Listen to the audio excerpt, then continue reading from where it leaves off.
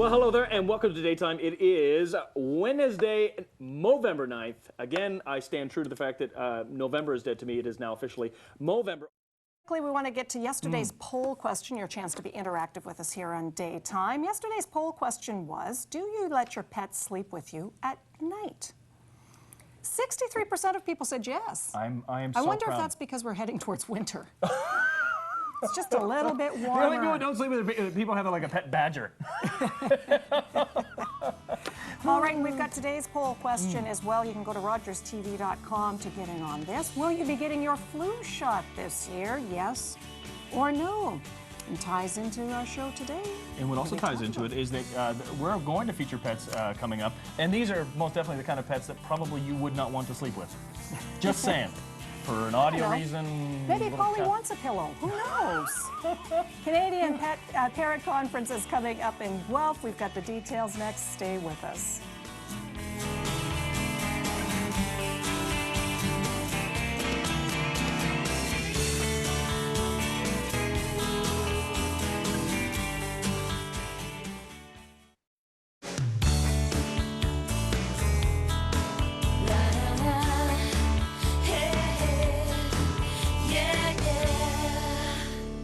Coming up this weekend in Guelph, it is the Canadian Parrot Conference, and your chance to meet some beautiful, beautiful birds, along with experts who really know the topics of parrots. And we're going to find out about the conference right now. Suzan Payne joins us, one of the directors for the Canadian Parrot Conference. Welcome back. Thank you. Appreciate it. And you've also brought with you this year Carlos Bonilla, who is one of the guest speakers at the conference. And we'll be talking a little bit about your organization in just a second, Carlos. But Suzan, I have to tell you, I get so excited when I hear you're coming back and you're bringing some of the parrots with you. Beautiful, exotic birds, and I have to admit, I don't know that much about them, and there's a lot to know about parrots. There's a lot, and that's why we have the conference, is to encourage people that have parrots as well as people that are thinking about parrots to come and learn what it's about, because they are a very complicated pet. It's like having a child, and they're constantly learning. You have to keep them occupied. You can't just put them in a corner and just think they're going to be well behaved, because they won't. You have to interact with them all the time. And then you get some that have disabilities, like this little Quaker Tiko on my hand. She's totally blind, so we have to make a few little adjustments for that. But she does very well. It's amazing. Really? It's amazing, yeah, what she does, yeah. Oh, you're kidding. Yeah. So for her then, the adjustments that you've had to make for a bird that's blind, when she came in, she had to move into a totally different home, like into a new cage that she was in. She's out during the daytime, but when she was in there, so she had to learn her way around it. It was amazing how quickly she learned where the food was, where her sleeping quarters were, and everything. It's just phenomenal. So they're so smart, you know, and you really have to take that into consideration. And there are so many different kinds of parrots. I mean, I'm just looking at some of the ones you've brought along, and maybe you can kind of walk through, Suzan, the different parrots that are here today and the type of parrot they are. Well, our antisocial one that has her back to is back to here right now. You're showing off the lovely tail feathers. That's right. It's Jivu. He's a Congo African gray. And then we have another African gray, which is Kasuku, and she is a Timney African gray. She's a little bit smaller, and her tail's not quite as bright as Jivu's. And then the one having a little power nap here is Arwen, is a green cheek conure. And then I have two Quaker parrots, Mercedes and Tiko.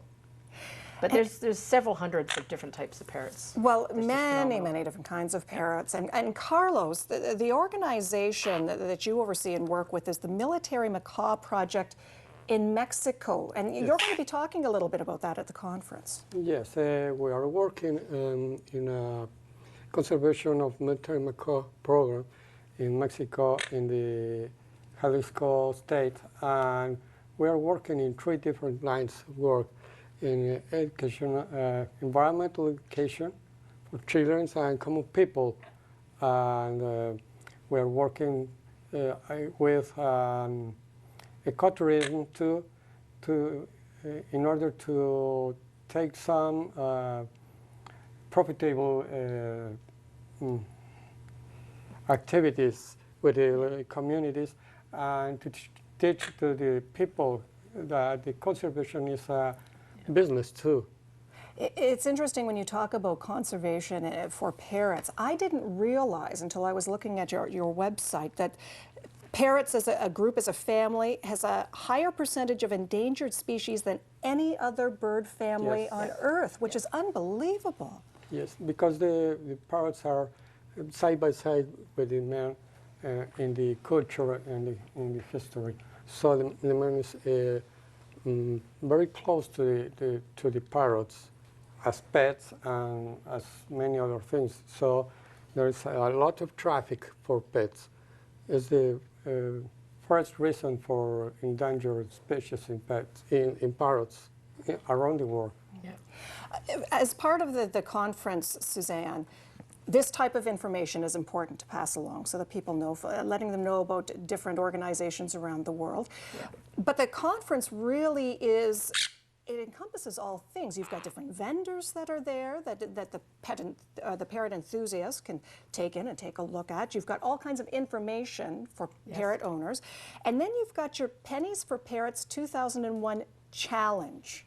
And maybe you can talk a little bit about that. The Canadian Parrot Conference we have a challenge every year, and this year the 2011 challenge involves 6 different, parrot clubs. There was the Golden Triangle Parrot Club, the York Region Parrot Club, the Calgary Parrot Club, the Chatham-Kent Parrot Club, the Hamilton Parrot Club, and we had a club from the States this year join us, the Arizona Seed Cracker Society. And those 3 clubs had little venues and events to raise pennies, just collect loose change and whatever it was. And we are proud to announce, and Carlos doesn't know this yet, but we managed to raise $3,100 that's going to be going to the Military Macaw Conservation Project with Parrots International. Wow, that's a lot of pennies to roll, Suzanne. Yeah, and everybody does little events, wonderful. yard sales and things, so it's phenomenal. Yeah, we're really happy about that. Well, that's fabulous, and it really is a great event, and it's no wonder that it has to take place over 2 days. The Canadian Parrot Conference is happening November 13th, 14th. It's at the Holiday Inn in Guelph. Which is the 12th and 13th. 12th and 13th, sorry, at the Holiday Inn in Guelph. And along with people who already own parrots, it's also a great place if you're thinking about it, thinking of becoming an owner of a parrot, to stop by before you do that and get the information. Yeah, we have an introduction to parrots, and we really encourage people to come out and just talk to the people. We have Bob and Debbie Johnston from Bluebird Learning that tell you all there is to know, the true realities about living with these complicated creatures. And if you're thinking about getting a parrot, just come into the trade show. It's $3 a person or $5 for a family. Visit the birds, handle the birds, talk about them, and learn what it is to have them in your home, and then make an educated decision. That's the best thing that I can ask.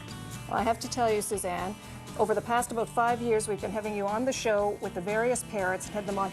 We need a round of applause for these parrots. I think they are the best contribution. They've just been the best mannered parrots we've ever had here. They're all lovely birds and a great example of a great pet. The conference is the 12th and 13th. Find out more at the website. Thank you so much, both of you, for joining us. Thank you. Appreciate it. Back in just a moment. Stay with us.